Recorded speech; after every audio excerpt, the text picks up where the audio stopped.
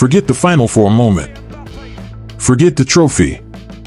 Forget every prediction you've heard about who will win the 2026 World Cup. Because before any of that can happen, one match has the potential to completely reshape the tournament. France versus Norway. Kylian Mbappé versus Erling Haaland. Two of the most feared attacking players in world football. Two nations sitting near the top of their group. And one game that could decide far more than just 3 points. The football world expected France to be here. They are former world champions. They possess one of the deepest squads on the planet. They arrive at every major tournament with one objective: winning it. But Norway? That's a completely different story. For years, Norway watched World Cups from home. Generations of talented players came and went without making a serious impact on football's biggest stage.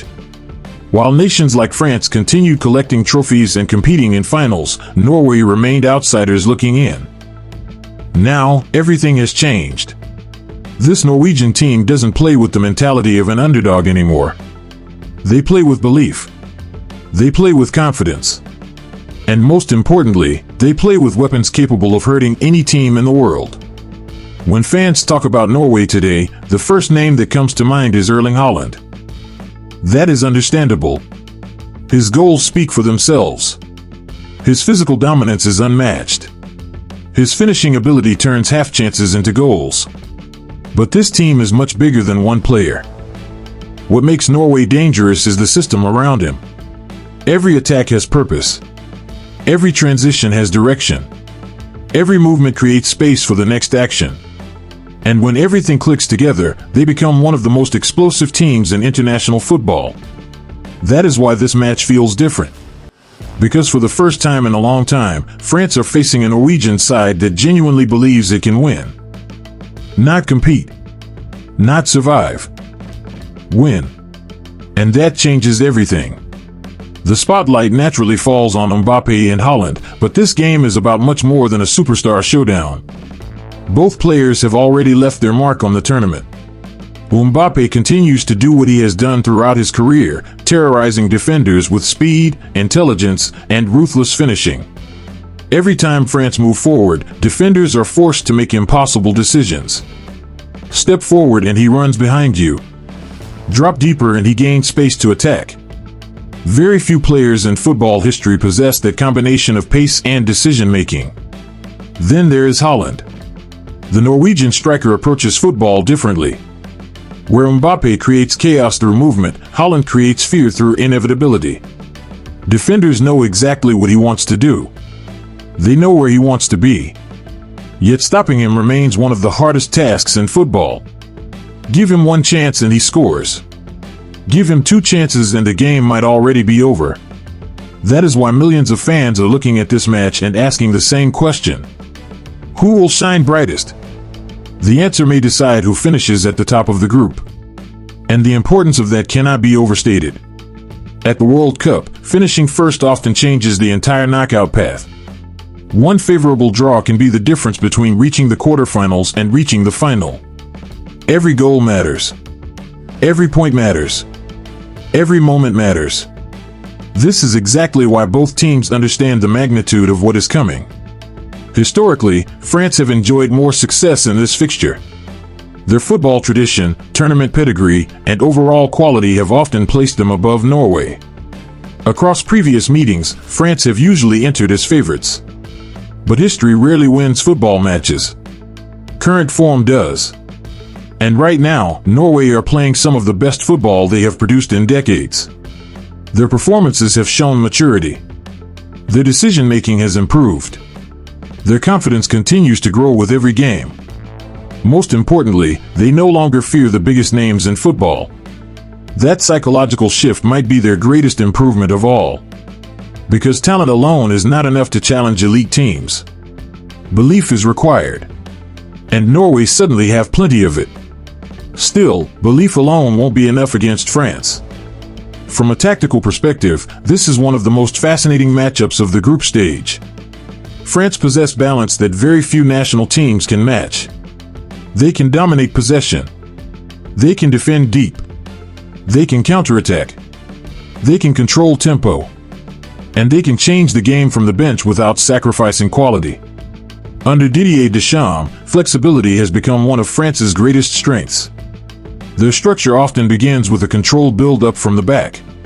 The midfield provides security while the attackers constantly look for spaces between defensive lines. What makes France so dangerous is how quickly they transform defense into attack. The moment possession is recovered, everything accelerates. One pass, one movement, one opening, and suddenly Mbappe is running directly at goal. That transition speed is what separates France from most teams in international football. Norway understand this, which is why they are unlikely to engage in an open attacking battle from the first minute. Doing so would be extremely risky.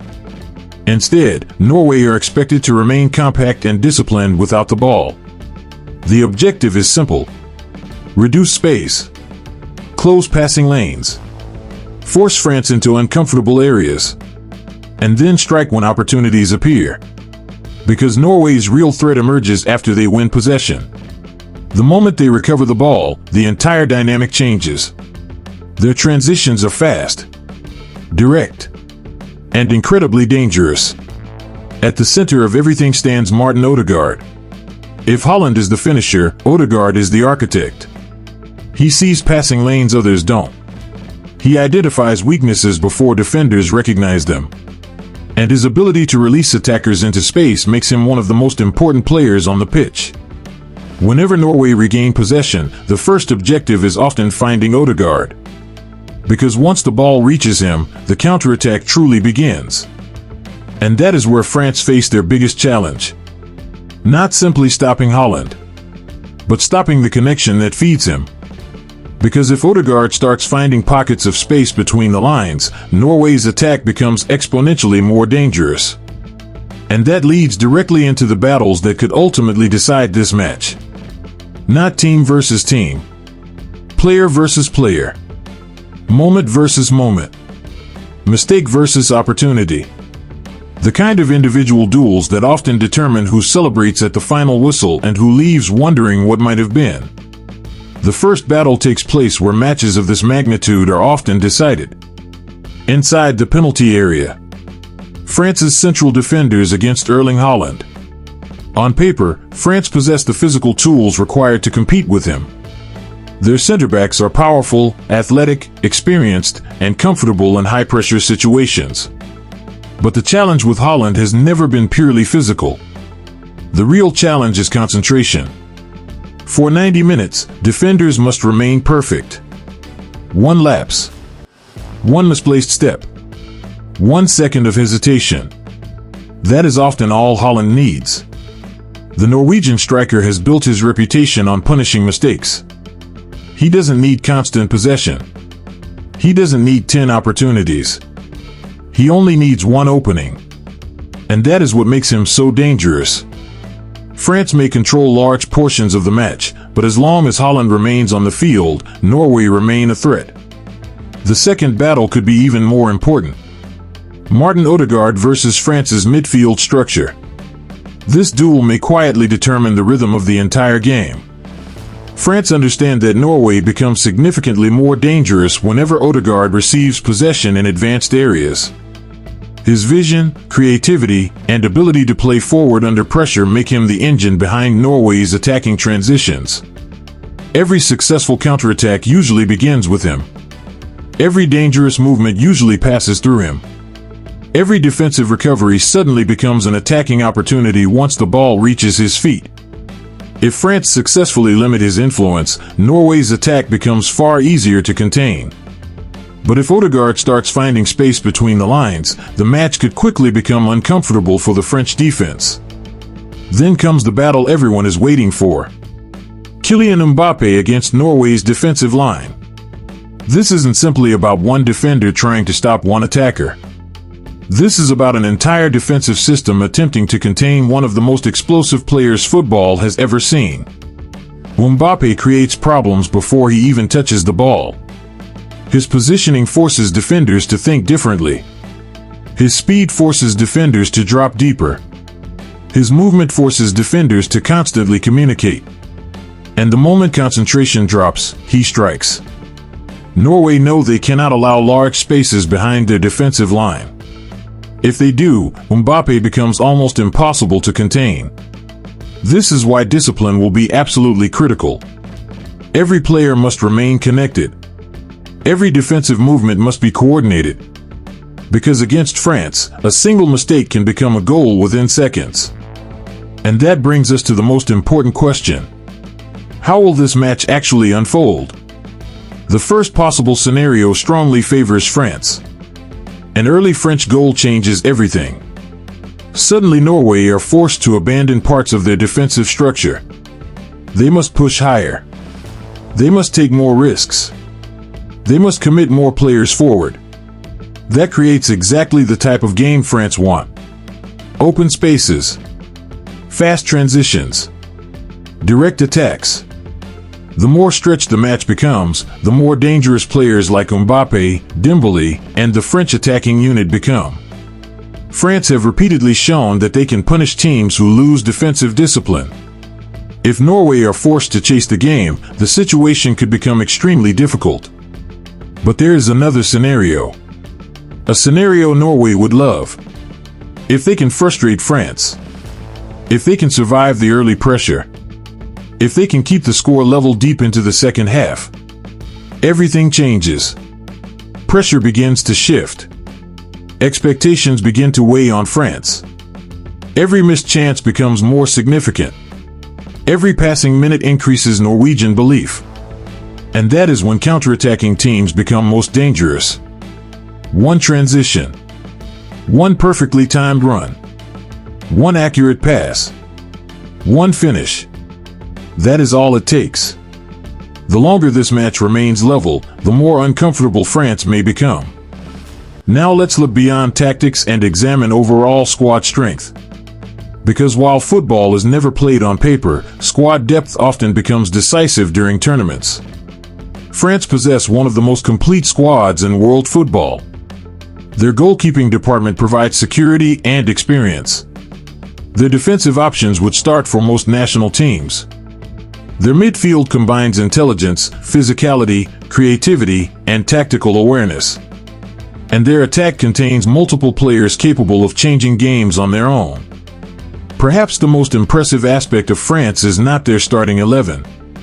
It is what sits on the bench.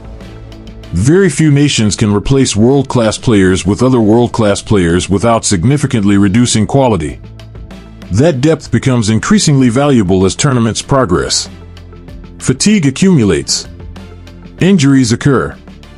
Suspensions happen. France are prepared for all of it. Norway cannot match that depth. Very few countries can. However, dismissing Norway because of that would be a mistake. This team has built its success differently. Through chemistry. Through understanding. Through collective identity. Every player understands their role.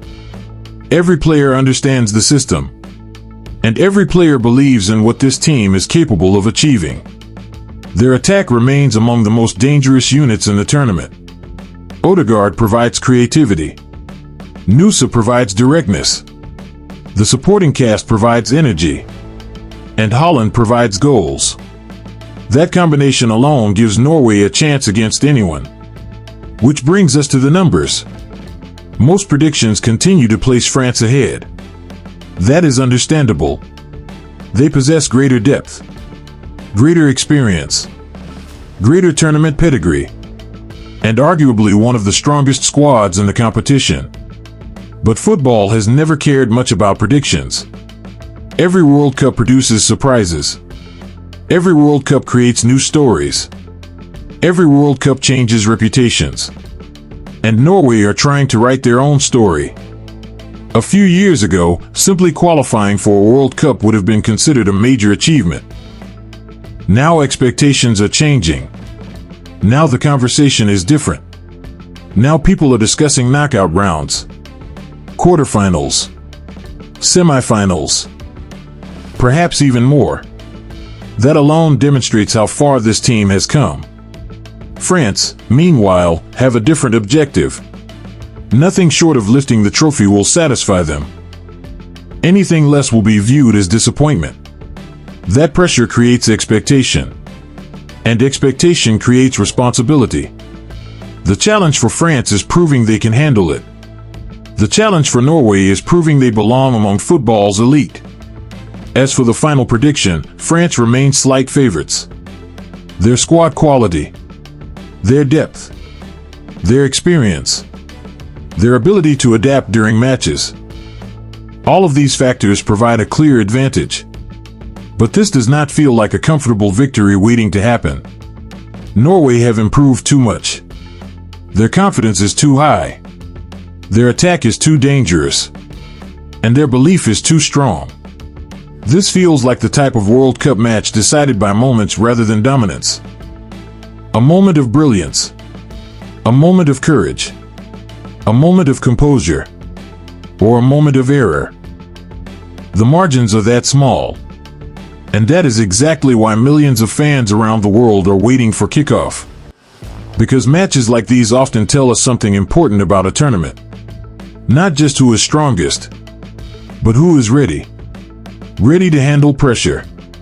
Ready to embrace expectation. Ready to take the next step toward football immortality. So now it's your turn.